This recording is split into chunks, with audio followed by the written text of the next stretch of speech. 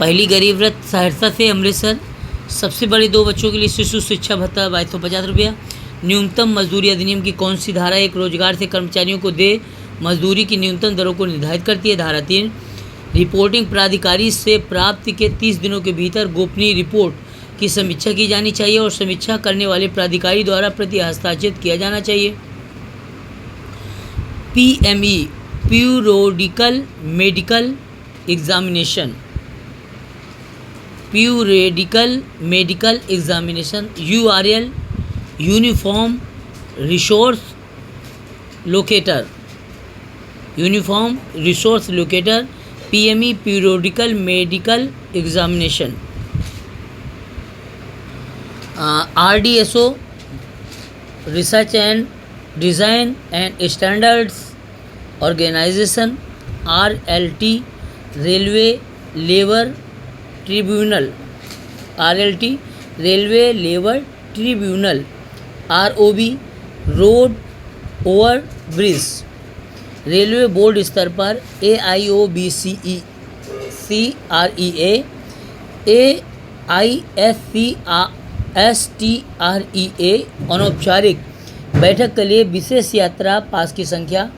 Railway board स्तर पर अगर बात कहेंगे तो ये होती है 24 प्रतिभागी एक साल में, और मंडल स्तर पर अगर रहेगा तो ये रहेगा 20 प्रतिभागी। मंडल स्तर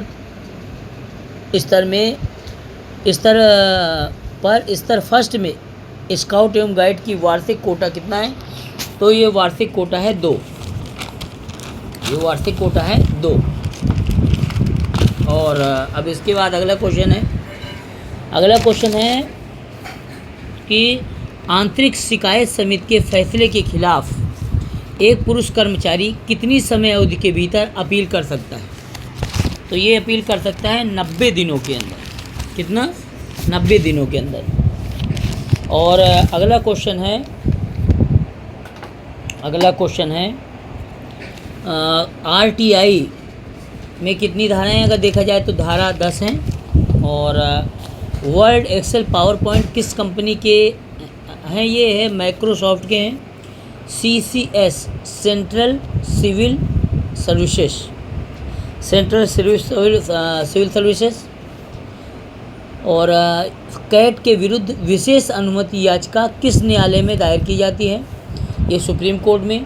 अनुकंपा भत्ता किस प्रकार के मामले में लागू होता है? ये सेवा से बर्खास्त या हटाए गए कर्मचारियों पर लागू होता है अनुकंपा भत्ता। फिर अगला है मंडल स्तर पर AIOBCREA AISCSTREA अनौपचारिक बैठक के लिए विशेष यात्रा पास की संख्या कितनी है? 20 प्रतिभागी है। रेलवे में केंद्रीय प्रशासनिक न्यायाधिकरण के आदेशों की अपील के खिलाफ निर्णय लेने की शक्ति मंडल स्तर पर किसके पास में होती है? ये ADRM के पास में होती है, अपर रेल प्रबंधक बोलते हैं उसको। LEO का फुल फॉर्म क्या होता है? ये होता है लेबर इन्फोर्समेंट ऑफिसर।